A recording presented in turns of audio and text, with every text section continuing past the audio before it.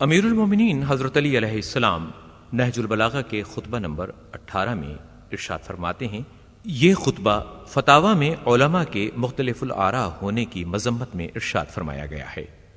حضرت علی اپنے اس خطبے میں ارشاد فرماتے ہیں،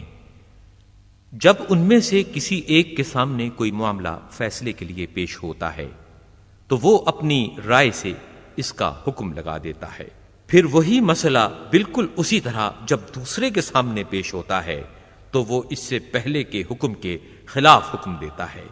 پھر یہ تمام کے تمام قاضی اپنے اس خلیفہ کے پاس جمع ہوتے ہیں جس نے انہیں قاضی بنا رکھا ہے، تو وہ سب کی رائےوں کو صحیح قرار دیتا ہے، حالانکہ ان کا اللہ ایک، نبی ایک اور کتاب ایک ہے۔ انہیں غور تو کرنا چاہیے، کیا اللہ نے انہیں اختلاف کا حکم دیا تھا اور یہ اختلاف کر کے اس کا حکم بجا لاتے ہیں، یا اس نے تو حقیقتاً اختلاف سے منع کیا ہے اور یہ اختلاف کر کے عمدن اس کی نافرمانی کرنا چاہتے ہیں،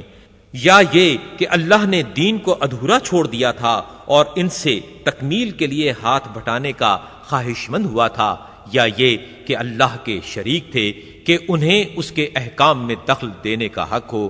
اور اس پر لازم ہو کہ وہ اس پر رضامند رہے، یا یہ کہ اللہ نے تو دین کو مکمل اتارا تھا مگر اس کے رسول صلی اللہ علیہ وآلہ وسلم نے اس کے پہنچانے اور ادا کرنے میں کوتاہی کی تھی۔ اللہ نے قرآن میں تو یہ فرمایا ہے کہ ہم نے کتاب میں کسی چیز کے بیان کرنے میں کوتاہی نہیں کی، اور اس میں ہر چیز کا واضح بیان ہے، اور یہ بھی کہا ہے کہ قرآن کے بعض حصے بعض حصوں کی تصدیق کرتے ہیں اور اس میں کوئی اختلاف نہیں۔ چنانچہ اللہ کا یہ ارشاد ہے کہ اگر یہ قرآن اللہ کے علاوہ کسی اور کا بھیجا ہوا ہوتا تو تم اس میں کافی اختلاف پاتے، اور یہ کہ اس کا ظاہر خوشنما اور باطن گہرا ہے، نہ اس کے عجائبات مٹنے والے اور نہ اس کے لطائف ختم ہونے والے ہیں۔ ظلمت، جہالت کا پردہ اسی سے چاک کیا جاتا ہے۔